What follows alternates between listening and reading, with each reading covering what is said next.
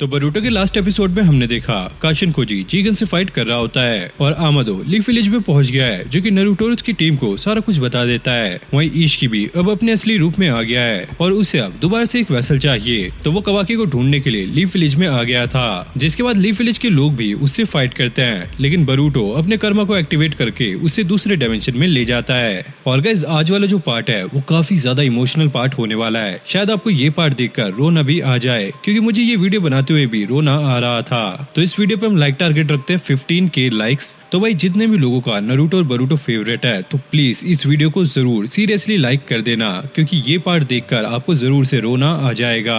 और मैंने जैसे आपको बताया था कि इस बार वीडियो लेट हो गई है, क्योंकि मेरी तबीयत भी खराब थी, मुझे फीवर था और साथ में मेरा गला भी खराब हो गया था, और ऊपर से हमारी सिटी में तूफान वगैरह आ रहा था, जिस वजह से भाई बार बार लाइट जा रही थी, तो वीडियो बनाने में काफी ज्यादा दिक्कत हो रही थी और मेरा गला भी खराब था। लेकिन फिर भी मैंने आपके लिए ये वीडियो बनाई और इस वीडियो को बनाने में काफी ज्यादा मेहनत लगी, जैसे कि बाकी वीडियोस में भी लगती है। लेकिन भाई पिछली वीडियो पे अभी तक लाइक टारगेट कंप्लीट नहीं हुआ है, प्लीज इस वीडियो पे लाइक टारगेट कंप्लीट करा देना, क्योंकि यार वीडियो बनाने में बहुत ज्यादा टाइम लगता है। और अगर आप लाइक टारगेट कंप्लीट कराते रहोगे तो मुझे भी मोटिवेशन मिलेगा, मैं जल्दी वीडियो लेकर आऊंगा। तो आप इस वीडियो को एंजॉय करना, आपको काफी ज्यादा मजा आएगा और हो सकता है आप लास्ट में इमोशनल हो जाओ। तो चलो देखते हैं आगे। नारुतो बरूटो से ये पूछता है कि हम कहाँ पर है। डैड मुझे बस इतना पता है कि हम दूसरे डायमेंशन में हैं। सास्के ये कहता है हमें कुछ भी करके इसे इसी डायमेंशन में रोक के रखना होगा, क्योंकि इसके पास बस 2 दिनों का टाइम बचा है। इशिकी कहता है जरूर तुम्हें ये सारा कुछ आमादो ने बताया होगा, कोई बात नहीं, मुझे उसकी भी क्लास लेनी होगी। और वह एकदम से इनके ऊपर अटैक कर देता है और वो श्रिंक होकर सीधा बरूटो को अपने हाथ में उठा लेता है। बरूटो मोमोस्की के वेसल, तुम्हारा ओसुस्की बनने का प्रोसेस 70 से 80% बढ़ चुका है और तुम्हारा प्रोसेस मेरे से भी काफी तेज चल रहा है, लगभग तुम ओसुस्की बन ही चुके हो। तभी एकदम से सास्के वहाँ पर आ जाता है और वो अपने चितोरी से इशिकी पे अटैक करने वाला होता है, लेकिन वो उसके अटैक को रोककर उसे काफी दूर फेंक कर मारता है। अब इशिकी ये कहता है मैं चाहूँ तो इजीली यहाँ से निकल सकता हूँ, लेकिन बार बार तुमसे फाइट करना इसमें काफी ज्यादा टाइम खराब होगा,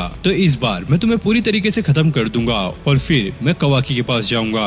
अब नारुतो भी कुरामा मोड में आ जाता है और वो कह रहा था तुम्हें क्या लगता है कि ये सारा कुछ इतनी आसानी से हो जाएगा। यहाँ पे कवाकी एक सपना देख रहा होता है, जहाँ पे जीगन उसे ये कह रहा था तुम कुछ नहीं हो, तुम अंदर से पूरे खोखले हो और तुम्हारे दिल में भी एक छेद है और मैं तुम्हें कर्मा दे रहा हूँ जिससे ये छेद भर जाएगा। तभी हम देखते हैं कि कवाकी उड़ जाता है। कवाकी आमादो से ये पूछता है कि यहाँ पर क्या हो रहा है और मैं कहाँ पर हूँ। आमादो उसे सारा कुछ बताने लगता है कि इशिकी यहाँ पर पहुँच गया है और होगागी और बाकी सब उससे फाइट कर रहे हैं। शिकामारू ने बताने लगता है कि बरूटो अपना कर्मा का इस्तेमाल करके उन सभी को दूसरे डायमेंशन में ले गया है। कवाकी ये सुनकर अब उड़ जाता है और वो अपने कर्मा का इस्तेमाल करके वहाँ पर जाने लगता है, लेकिन वो देखता है कि उसके हाथ में कर्मा तो है ही नहीं। आमादो से बताने लगता है कि तुम्हारा जो कर्मा है वो इशिकी को रीइंकार्नेट करने के लिए बनाया गया था और अब इशिकी ऑलरेडी रीइंकार्नेट हो चुका है, तो तुम्हारा कर्मा भी अब किसी काम का नहीं है, इसलिए वो तुम्हारी बॉडी से हट गया।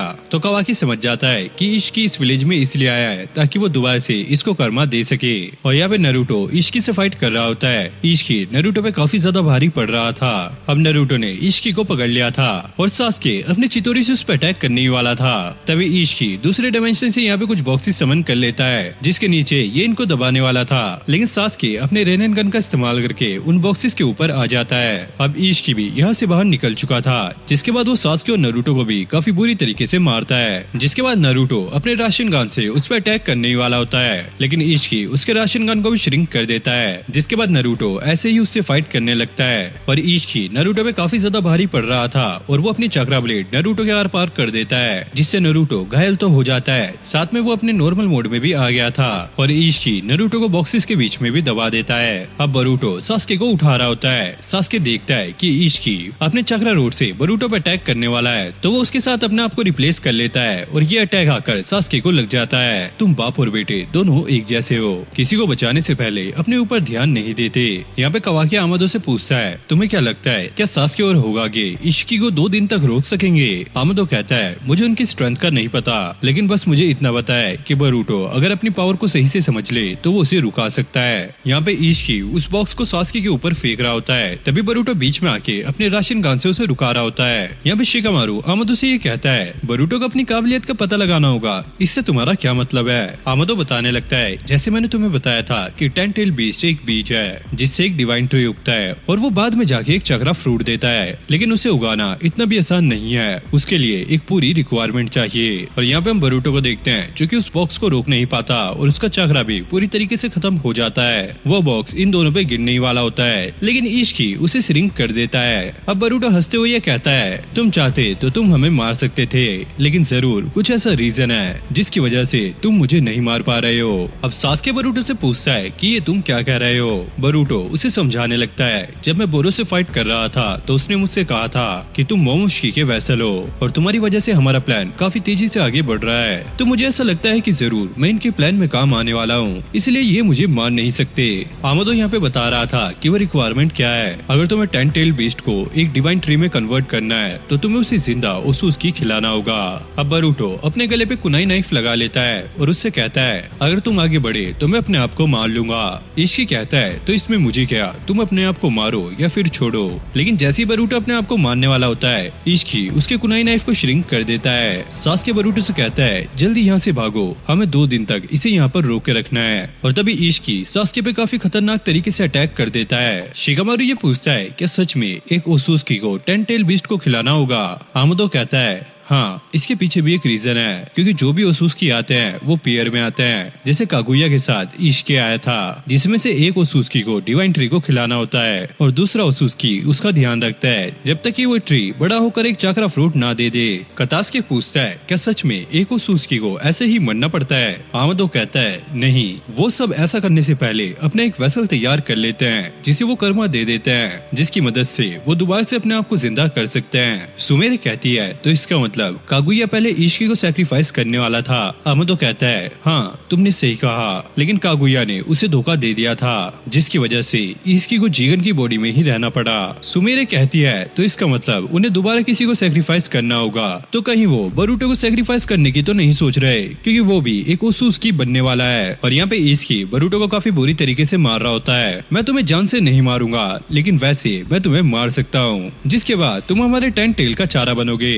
आमदो यहाँ पे कहता है, पहले इश्की अपने आप को सैक्रिफाइस करने वाला था, लेकिन जब उसको पता लगा कि बरूटो के पास भी कर्मा है तो उसने अपने प्लान को चेंज कर लिया, क्योंकि बरूटो काफी ज्यादा यंग है। तो अगर वो 10 टेल बीस्ट को बरूटो को खिलाएगा तो चक्रा फ्रूट भी उतना ही ज्यादा बढ़िया निकलेगा। फिर हम नरूटो को देखते हैं जो कि बॉक्सेस के बीच में फंसा हुआ है। कुरामा उसे ये कहता है, तुम इतनी शांत कंडीशन में कैसे हो? नरूटो कहता है, मुझे इसे रोकना होगा और इसके लिए चाहे मुझे अपनी जान क्यों ना देनी पड़े, लेकिन मैं बरूटो और अपने विलेज को बचा कर रहूंगा। कुरामा ये पूछ रहा होता है, क्या तुम इसके लिए सीरियस हो? नरूटो कहता है, तुम्हें क्या लगता है, लेकिन मैं तुमसे माफी मांगना चाहता हूँ, क्योंकि मैं मर गया तो मेरे साथ तुम भी मर जाओगे। कुरामा कहता है, अगर ऐसा ही होने वाला है तो मेरे पास एक सीक्रेट वेपन है जो कि हम यूज कर सकते हैं। नरूटो कहता है, अगर तुम्हारे पास ये पहले ही था तो तुमने मुझे क्यों नहीं बताया? वो कहता है, क्योंकि इसको यूज करने के बाद तुम जिंदा नहीं बचोगे और अभी भी कंडीशन ऐसी है, तो क्या तुम इसके लिए तैयार हो? नरूटो कहता है, तुम मेरे ऊपर कभी भी भरोसा कर सकते हो। और जैसे ये सीक्रेट वेपन का इस्तेमाल करते हैं, यहाँ पर एक काफी बड़ा धमाका होता है, जिससे यहाँ पर रखा हुआ बॉक्स भी हवा में उड़ जाता है। अब इश्की जो कि बरूटो के ऊपर पैर रख के खड़ा हुआ था, नरूटो एकदम से उसके पास आता है और बरूटो देखता है कि उसके डैड एक नई फॉर्म में है और ये था उसका बैरियन मोड। नरूटो बरूटो से ये कहता है, तुम्हारे डैड यहाँ पर आ चुके हैं तो तुम्हें चिंता करने की जरूरत नहीं है, मैं इसे यहीं पर खत्म कर दूंगा। अब सास्के अपने अंदर से चाकरा ब्लेड को निकाल रहा होता है और वो नरूटो की ये फॉर्म देखकर काफी ज्यादा शॉक था और इश्की भी उसे देखकर काफी ज्यादा शॉक था। जिसके बाद नरूटो अपनी टेल की मदद से बरूटो को साइड कर देता है, जिसके बाद वो इश्की से फाइट करने लगता है और धीरे धीरे इनकी फाइट काफी ज्यादा इंटेंस होने लगती है। कुरामा नरूटो को ये बता रहा होता है, तुम्हारे पास जो पावर है वो अलग ही बीस्ट की है और इसका जो रॉ मटेरियल है वो तुम्हारा और मेरा चक्रा है, तो तुम ऐसा कोई भी मूव मत करना जिससे हमारी एनर्जी काफी जल्दी खत्म हो, तुम आराम से बस इसे टैकल करते रहो। और यहाँ पे नरूटो इश्की को काफी बुरी तरीके से मार रहा होता है। इश्की को भी समझ नहीं आता कि इसके पास ये पावर आई कहाँ से और अब वो अपने बॉक्सेस नरूटो के ऊपर फेंकने लगता है, लेकिन नरूटो अपनी टेल की मदद से उन्हें रुका लेता है और उन्हें दोबारा से इश्की के ऊपर फेंकता है। इश्की उनसे बच रहा होता है, लेकिन नरूटो ऊपर से आकर उसके एक जोरदार किक मारता है जिससे वो जमीन में ही घुस जाता है। अब भाई इश्की और सास्के को कुछ भी समझ नहीं आता कि एकदम से इसको क्या हुआ, इसके पास ये पावर आई कहाँ से, और नरूटो उसे अपनी टेल में पकड़ के उसे काफी बुरी तरीके से मार रहा होता है। इश्की नरूटो पे अपने चाकरा ब्लेड से अटैक करता है, लेकिन नरूटो उसे अपने एक ही हाथ से रोक लेता है और उसे तोड़ भी देता है। सास्के कहता है इन चक्रा बुलेट को तो मैं अपने शारिन गन से भी नहीं देख पा रहा हूँ, तो नरूटो इन्हें इतने आसानी से रोक कैसे रहा है। अब इशिकी को भी गुस्सा आ रहा था, वो नरूटो पे अटैक करने के लिए जाता है, लेकिन नरूटो इस बार भी उसे काफी बुरी तरीके से मारता है और नरूटो इतना ज्यादा फास्ट था कि इशिकी उसे एक भी पंच नहीं मार पाता। जिसके बाद वो अपने राशन गन से उस पर अटैक करता है, लेकिन तभी अचानक नरूटो बेहोश होने लगता है। यहाँ पे आमदो कवाकी का प्रोस्थेटिक आर्म देख रहा होता है। वो कहता है तो ये आर्म क्या तुम्हारे चक्रा पे काम करता है? कतास्की उसे बताता है ये आर्म लॉर्ड होगागे का है और उनके चक्रा की वजह से ये काम कर रहा है। तभी हम देखते हैं कि वो हाथ ब्लिंक करने लगता है। कवाकी ये देखकर काफी ज्यादा शॉक होता है। अब हम नरूटो को देखते हैं जो कि अपनी नॉर्मल फॉर्म में आने लगता है और इसकी हालत काफी ज्यादा खराब हो गई थी। इशिकी समझ जाता है इसने अपनी लाइफ को सेक्रीफाइस किया है ये मोड पाने के लिए, लेकिन जैसे इशिकी उस पर अटैक करने के लिए जाता है तो वो भी काफी ज्यादा वीक हो चुका था और उसका चक्रा भी काफी ज्यादा ड्रेन हो गया था। तभी हम देखते हैं कि नरूटो उसे अपनी तरफ खींचने लगता है और उसका वेरिएंट मोड दोबारा से एक्टिवेट हो जाता है, जिसके बाद वो इशिकी को और भी बुरी तरीके से मारने लगता है। और इशिकी को अब समझ आ जाता है कि जब भी नरूटो से पंच कर रहा है तो वो उसका चक्रा निकाल रहा है, जिससे उसका लाइफ स्पैन काफी ज्यादा कम होता जा रहा है। पहले उसका लाइफ स्पैन 20 घंटे का था, लेकिन अब वो आधे घंटे से भी कम का रह गया है और नरूटो से काफी बुरी तरीके से मारता है। लेकिन धीरे धीरे नरूटो की वेरिएंट मोड की पावर भी खत्म होने लगती है, जिसकी वजह से नरूटो हिल नहीं पाता। इशिकी इसी चीज का फायदा उठाकर उस पर अटैक करने लगता है और नरूटो को मारते हुए इशिकी को नरूटो के अंदर कवाकी का चक्रा महसूस होने लगता है और वो समझ जाता है कवाकी का जो हाथ है उससे नरूटो का चक्रा कनेक्टेड है और वो नरूटो से कहता है अब जो जीतेगा वो सिर्फ इशिकी ओसुत्सुकी होगा। तभी हम देखते हैं कि कवाकी के हाथ में कुछ होने लगता है और यहाँ पर एक पोर्टल खुल जाता है, जिससे इशिकी कवाकी को यहाँ पर ले आता है और इशिकी नरूटो को ये कह रहा होता है आज तुम्हारी वजह से मुझे कवाकी मिल गया, मैं तुम्हारे चक्रा की वजह से ही उसे डिटेक्ट कर पाया। यहाँ पर हम देखते हैं कि कवाकी यहाँ से गायब हो गया था। आमदो कहता है अब सारा कुछ खत्म हो गया है, अब ना चाहकर भी हम लोग कुछ नहीं कर सकते। और यहाँ पे सास्के की हालत भी काफी ज्यादा खराब थी और वो ये सब देखकर समझ गया था कि आगे सिचुएशन और भी ज्यादा खराब होने वाली है। इशिकी कवाकी को देखकर कहता है ओ कवाकी इतने टाइम से तुम कहाँ थे, मैं तुम्हें कब से ढूंढ रहा था। कवाकी उसे देखकर ये सोच रहा होता है क्या यही है इशिकी ओसुत्सुकी जो कि मुझे कर्मा देना चाहता है। इशिकी कहता है अब मेरी लाइफ सिर्फ 5-6 मिनट की बची है, लेकिन उससे पहले मैं तुम्हें कर्मा देना चाहता हूँ। कवाकी कहता है मेरा यहाँ पे आना सफल हुआ क्योंकि मैं तुम्हें अपने सामने खत्म होता हुआ देखना चाहता हूँ। इशिकी उससे कहता है ये तुम्हारी गलतफहमी है क्योंकि मैं तुम्हारी बॉडी का इस्तेमाल करके दोबारा से रीइंकार्नेट हो जाऊंगा।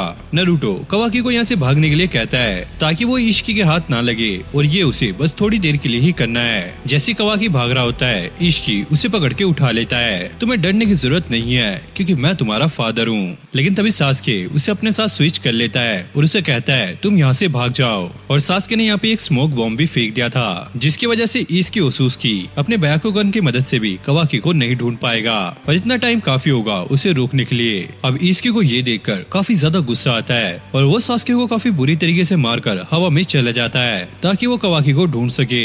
नरूटो बस यही कह रहा था कवाकी प्लीज तुम यहाँ से दूर चले जाओ, तुम इसके हाथ मत आना। अब इशिकी हवा में से ही अपने चक्रा ब्लेड फेंकने लगता है क्योंकि अगर एक ब्लेड भी कवाकी को लग गया तो इससे वो उसके चक्रा को सेंस कर पाएगा। लेकिन कवाकी इनसे बच रहा होता है और उसकी हालत भी काफी ज्यादा खराब हो चुकी थी। अब इशिकी ये समझ गया था कि कवाकी ऐसे बाहर नहीं आएगा, तो वो नरूटो पे अटैक कर देता है, जिससे कवाकी का प्रोस्थेटिक आर्म अब निकल के गिर जाता है, यानी कि नरूटो का चक्रा अब पूरी तरीके से खत्म हो चुका है। अब इशिकी काफी जोर से चिल्लाता है कवाकी मैं बस 20 सेकंड तक गिनूंगा, अगर तुम बाहर नहीं आए तो मैं तुम्हारे होगागे को यहीं पर खत्म कर दूंगा। और फिर हमें पता लगता है कि ये जीगन की पुरानी ट्रिक है। जब कवाकी छोटा था तो वो कहीं जाकर छुप जाता था और जीगन को जब भी उसे ढूंढना होता था तो वो उसे 20 सेकंड का टाइम दिया करता था, वरना वो उसकी गोल्ड फिश को मार देगा। और ये सुनकर कवाकी हमेशा बाहर निकल जाता था और ऐसे ही कवाकी को मारा जाता था और उससे ट्रेनिंग कराई जाती थी और ये डर अभी भी कवाकी के अंदर था। और यहाँ पे इशिकी अपनी काउंटिंग कर रहा था। नरूटो अपने मन में कहता है कवाकी बस तुम बाहर मत आना, चाहे जो मर्जी हो जाए। और यहाँ पे कवाकी को होगागे की याद आने लगती है कि कैसे नरूटो ने उसे एक अच्छा इंसान बनाया। अब इशिकी की काउंटिंग खत्म होने वाली थी, लेकिन तभी वहाँ पर कवाकी पहुँच जाता है। अब ये देखकर इशिकी काफी ज्यादा खुश होता है। कवाकी अपने फायर बॉल जुत्सु से उस पर अटैक करता है, लेकिन इशिकी को कुछ नहीं होता, वो उसे आकर पकड़ लेता है। इशिकी उससे कहता है तुम मेरे ऊपर निजुत्सु कर रहे हो, तुम्हें क्या लगता है कि तुम एक शिनोबी बन गए हो? कवाकी कहता है ये सारा कुछ मुझे होगागे ने सिखाया है। इश्की कहता है तुम कुछ नहीं, बस एक खोखले वैसल हो जो कि मेरे यूज में आने वाले हो, इससे ज्यादा कुछ नहीं। कवाकी कहता है पहले मुझे भी ऐसा लगता था कि मैं एम्प्टी हूँ, लेकिन लॉर्ड होगागे ने मुझे समझाया कि मैं उनके लिए कितना ज्यादा मायने रखता हूँ और आज मैं जो भी हूँ वो सिर्फ होगागे की वजह से हूँ। इश्की कहता है तुमने सही कहा, आज जो तुम यहाँ पर हो वो सिर्फ होगागे की वजह से हो, क्योंकि उसी के हैंड की वजह से मैं तुम्हें यहाँ पर ला पाया। कवाकी कहता है मैं यहाँ पर सिर्फ लॉर्ड 7 को बचाने के लिए आया हूँ और अगर वही जिंदा नहीं रहेंगे तो मेरा जी के क्या फायदा।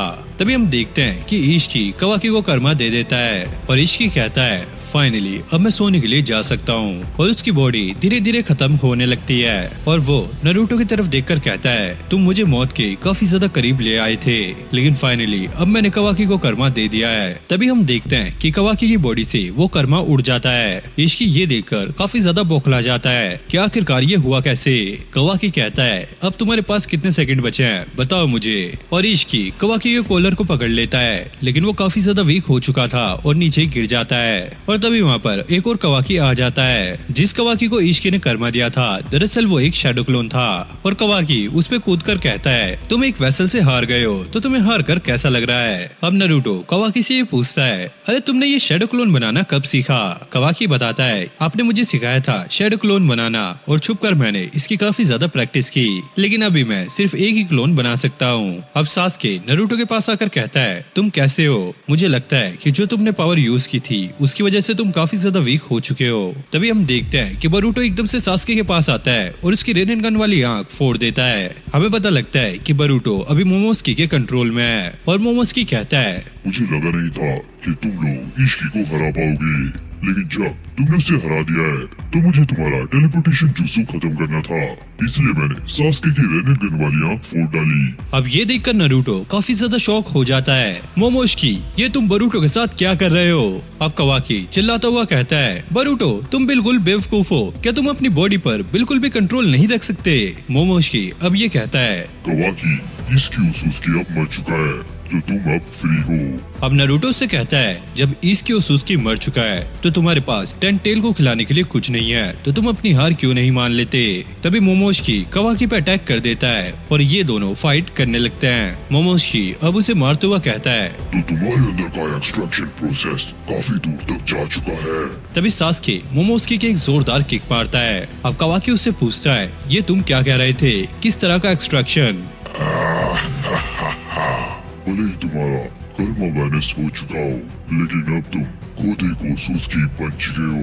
तुम्हारे अंदर जो डेटा फाइल थी वो 80% एक्सट्रैक्ट हो चुकी है, यानी कि अब तुम खुद एक 80% उसूस्की हो। और अब मैं तुम्हें खिलाऊंगा उस टेल बीस्ट को। भले ही उस चक्रा फ्रूट की पावर कम होगी, लेकिन कुछ ना होने से कुछ होना अच्छा है। कवाकी कहता है कि तुम सब लोग मुझे सिर्फ एक ऑब्जेक्ट की तरह यूज करते हो। हाँ तुमने सही कहा, और तुम हमारे लिए सिर्फ एक ऑब्जेक्ट ही हो। तभी सास्के आकर उस पे अपने चितोरी से अटैक करता है, लेकिन मोमोस्की उसे एब्जॉर्व नहीं करता और पीछे हो जाता है। अब सास्के ये सोचता है ये मेरे अटैक को एब्जॉर्व कर सकता था, लेकिन इसने ऐसा क्यों नहीं किया।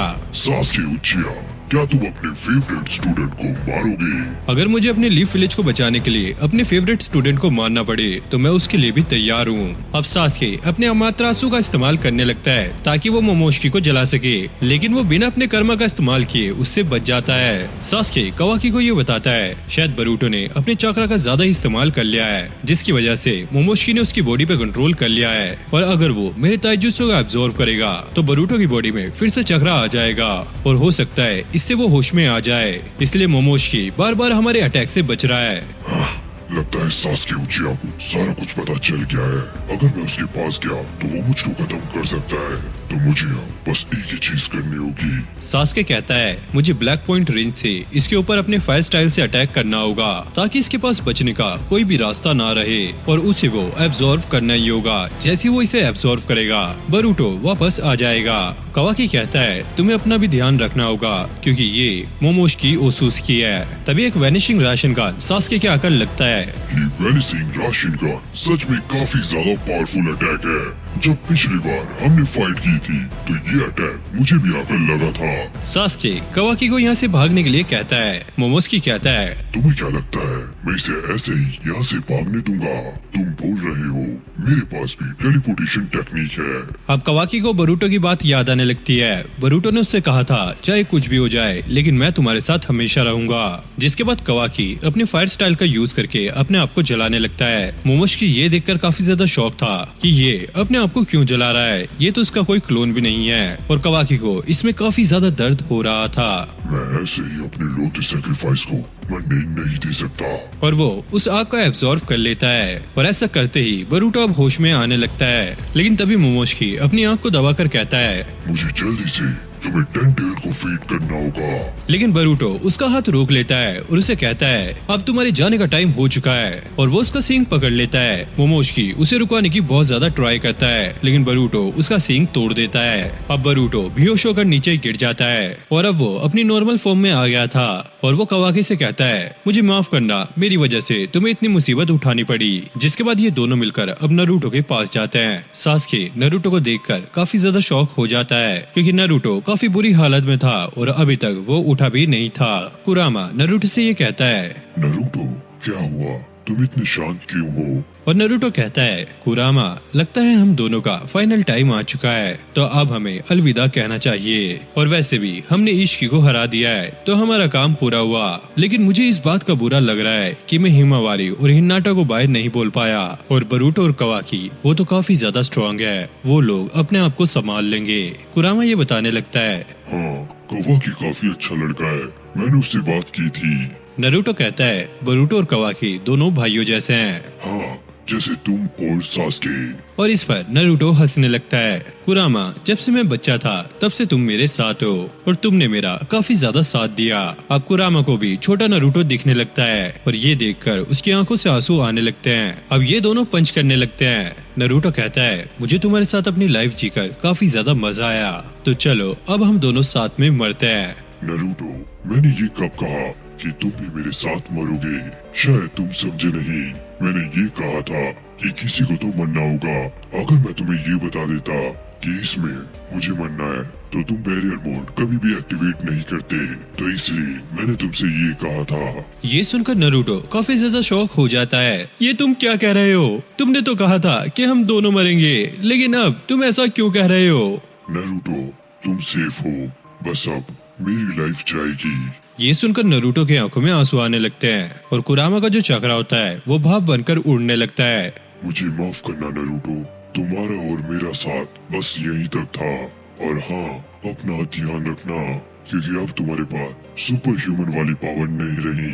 और कोई भी बेवकूफी मत करना वरना जल्द ही तुम भी मेरे पास पहुंच जाओगे। और नारुतो काफी ज्यादा रो रहा था, प्लीज कुरामा मत जाओ मत जाओ। और जैसे नारुतो की आंख खुलती है तो यहाँ पे बरूटो भी रो रहा होता है, प्लीज डैड जल्दी से उठ जाइए, आप ऐसे हमें छोड़कर मत जाइए। और फिर बरूटो अपने डैड को गले लगा लेता है। अब बरूटो अपने कर्मा का इस्तेमाल करके ट्रांसपोर्टेशन जुत्सु करने का ट्राई कर रहा होता है लेकिन उससे ये नहीं होता। सास्के कहता है, तुम्हें बार बार ट्राई करना होगा क्योंकि अब मैं अपने रेनेन गन का इस्तेमाल नहीं कर सकता। बरूटो कहता है, मैं इसे ट्राई तो कर रहा हूँ लेकिन मुझे ये इस्तेमाल करने नहीं आता।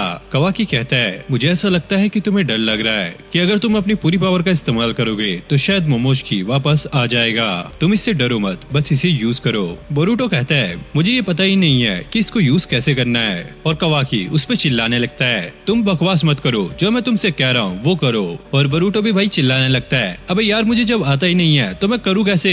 तभी हम देखते हैं कि वहाँ पे एक पोर्टल खुल जाता है। अब यहाँ पे कतास्की, आमोदो और बाकी सब नारुतो और उसके बाकी साथियों की फिक्र कर रहे होते हैं। तभी इनो शिगामारू को ये बताती है कि चिंता करने की कोई जरूरत नहीं है, वो लोग विलेज में आ चुके हैं। आमोदो अब ये पूछता है, कवाकी कैसा है, क्या वो ठीक है? शिगामारू से बताता है कि सब लोगों को थोड़ी थोड़ी इंजरी हुई है लेकिन वो लोग जल्दी ही ठीक हो जाएंगे।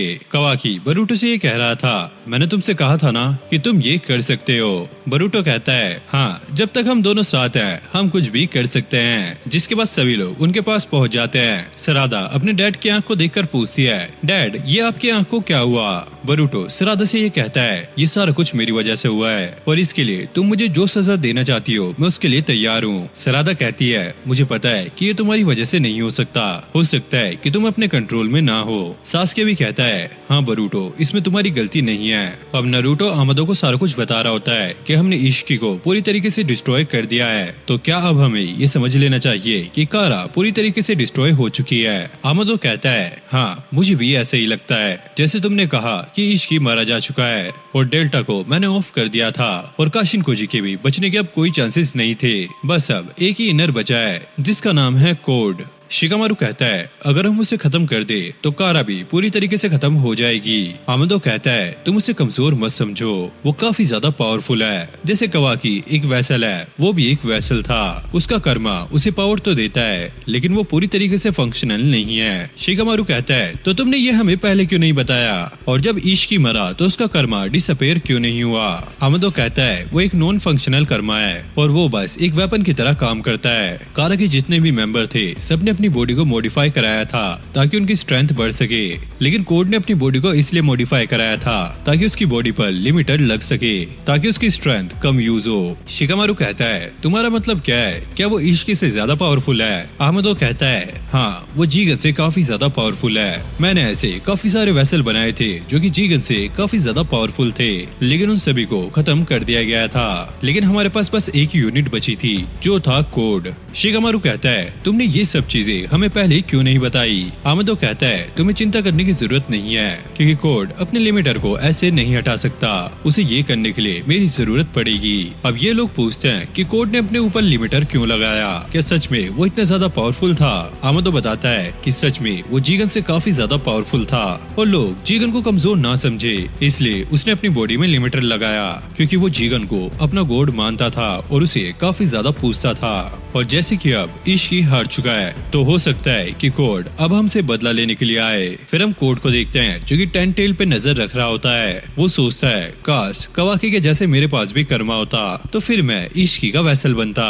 तभी हम देखते हैं कि उसका हाथ ग्लो करने लगता है और उसके अंदर से इश्की बाहर निकलता है। कोड मेरी सबसे वफादार, मैं तुम्हें ये बताना चाहता हूँ कि मेरी बॉडी कुछ ही देर में वैनिश होने वाली है। कोड ये सुनकर काफी ज्यादा शॉक हो जाता है। क्या हुआ आपको? क्या आपने उन लोगों को नहीं हराया? क्या आप कवाकी की बॉडी में रिनकार्नेट नहीं हो पाए? वो कहता है, नहीं ऐसा नहीं हो पाया और मेरे पास अब ज्यादा टाइम नहीं है। कोड कहता है कि मेरे कर्मा की वजह से शायद आप मेरी बॉडी में रिनकार्नेट नहीं हो पाओगे। इश्की कहता है, मुझे पता है कि तुम ऐसा नहीं कर सकते, लेकिन तुम्हारे पास ओसुस्की की सारी पावर है और तुम ही मेरे इकलौते सक्सेसर बनोगे। यहाँ पे बरूटो कवाकी से ये कह रहा होता है, हमारा आज का दिन काफी ज्यादा बेकार गया, चलो अब घर चलते हैं, साथ में खाना खाएंगे। कवाकी कहता है, हाँ तुम अपने घर जाओ, तुम काफी ज्यादा थक चुके होंगे। बरूटो कहता है, अपने घर से क्या मतलब, हम दोनों भाई हैं और वो हम दोनों का घर है। और यहाँ पे साकुरा नारुतो की बॉडी को चेक कर रही होती है। वो कहती है, पहले तुम्हारे पास जो सुपर ह्यूमन चक्रा था अब वो तुम्हारे पास नहीं है और पहले तुम जितने पावरफुल अटैक कर सकते थे अब वो तुम नहीं कर पाओगे। और कतास्के कहता है, वैसे सास्के उचिया के पास भी अब रेनिंगान नहीं बचा। नारुतो कहता है, मुझे कुरामा की कमी महसूस हो रही है। और नारुतो फिर कवाकी और बरूटो के टेस्ट के बारे में पूछता है, जिसके बाद साकुरा आकर इन दोनों को उनके टेस्ट रिजल्ट के बारे में बता देती है। बरूटो कहता है, मुझे यकीन नहीं हो रहा है कि हम दोनों की बॉडी 80% ओसुस्की बन चुकी है। कवाकी कहता है, अभी हमारे पास काफी टाइम है, तुम चिंता मत करो, जब तक मैं तुम्हारा कर्मा से पीछा नहीं छुड़वा देता मैं तुम्हारे साथ रहूंगा। और जब बरूटो बाहर जाता है तो मीडिया वाले उसे घेर लेते हैं और ये लोग उससे पूछते हैं, आपके डैड ने ओसुस्की को कैसे हराया, क्या आपने ये देखा था? कतास्के कहता है, तुम लोगों को क्या लगा कि यंग लॉर्ड ने कुछ नहीं किया, इसमें आधा क्रेडिट यंग लॉर्ड का भी है। जिसके बाद सारे मीडिया वाले बरूटो को घेर लेते हैं और कतास्के को ये रियलाइज होता है कि उसने अब क्या किया। और हम देखते हैं कि टीवी पे बरूटो के इंटरव्यू चल रहे होते हैं और उसके दोस्त भी उसको देख रहे थे।